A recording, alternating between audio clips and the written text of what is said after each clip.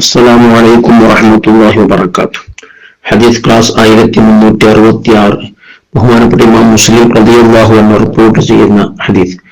അന്നബി അല ശദ്ദാദ് ബിൻ ഔസ് റളിയല്ലാഹു അൻഹു അൻ റസൂലുള്ളാഹി സ്വല്ലല്ലാഹു അലൈഹി വസല്ലം ഖാൽ.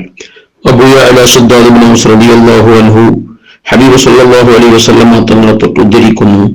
അവിടുന്ന് പറഞ്ഞു, ഇന്നല്ലാഹ, നിശ്ചയമായും അല്ലാഹു തആല കതബൽ ഇഹ്സാൻ അലാ കുല്ലി ശൈഇൻ, എല്ലാ വസ്തുക്കളുടെ മേലും ഇഹ്സാൻ, നന്മ ചെയ്യാൻ, കാരുണ്യം ചെയ്യാൻ അല്ലാഹു തആല കൽപ്പിച്ചിട്ടുണ്ട്, നിർബന്ധമാക്കിയിട്ടുണ്ട്. ഫൈദാ ഖതൽതും ഫഅഹ്സിനുൽ ഖിത്ല, ഒരു ജീവിയെ നിങ്ങൾ കൊല്ലുകയാണെങ്കിൽ ആ കൊല്ലുന്നതും നിങ്ങൾ നന്മ ചെയ്യണം, കാരുണ്യം കാണിക്കണം. കടിക്കുന്ന നായ, തേള്, പാമ്പ്, ഇത്തരം ജീവികളൊക്കെ, ഉപദ്രവിക്കുന്ന ജീവികളൊക്കെ, അനുവദനീയമായ കൊള്ളൽ, അനുവദനീയമായ ജീവികളെ കൊല്ലുമ്പോൾ പോലും കാരുണ്യം കാണിക്കണം. അതിനെ കരിച്ചു കൊല്ലരുത്, ഇഞ്ചിഞ്ചായി കൊല്ലരുത്, അതിനെ ഒറ്റടിക്ക് ജീവൻ പോകുന്ന രൂപത്തിലായിരിക്കണം, കാരുണ്യം കാണിക്കണം. നിങ്ങൾ മൃഗത്തെ അറുക്കുകയാണെങ്കിൽ ആ അറവ് മൃഗത്തോട് നിങ്ങൾ കാരുണ്യം കാണിക്കണം. മറ്റൊരു മൃഗത്തിന്റെ മുമ്പിൽ വെച്ച് ഒരു മൃഗത്തെ അറുക്കരുത്, അതുപോലെ മൃഗത്തിന്റെ മുമ്പിൽ വെച്ച് കത്തി മൂർച്ച കൂട്ടരുത്. ഇനി അറുക്കുമ്പോൾ നല്ല മൂർച്ചയുള്ള കത്തി കൊണ്ടായിരിക്കണം അറുക്കേണ്ടത്. കത്തി നല്ല മൂർച്ച കൂട്ടി മൂർച്ചയുള്ള കത്തി കൊണ്ടായിരിക്കണം.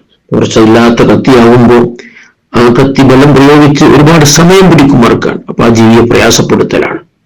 അതുപോലെ വലിയൊരു അറിവ് മൃഗത്തിന് വളരെ ആശ്വാസം നൽകണം. ആശ്വാസത്തോടുകൂടെ അതിന്റെ ഒരു റൂഹ് പോകുന്നതൊക്കെ വളരെ ആശ്വാസത്തോടെ എല്ലാ സൗകര്യവും ചെയ്തു കൊടുക്കണം. പ്രയാസപ്പെടുത്തരുത്, ഇഞ്ചിഞ്ചായി വേദനിപ്പിക്കുന്നത്, കൂടുതൽ ഇഞ്ചിഞ്ചായി കഷ്ടപ്പെടുത്തരുത്.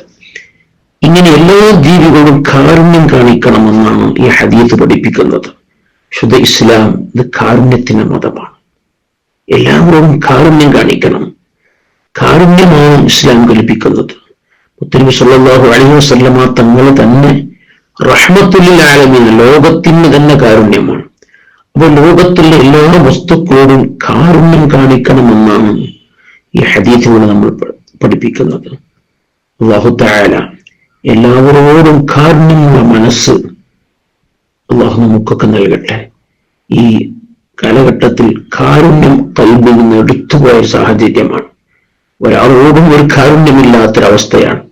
അല്ലാഹു റഹ്മത്ത് കൊണ്ട്, കാരുണ്യം കൊണ്ട് അല്ലാഹു നമ്മൾ അനുഗ്രഹിക്കട്ടെ.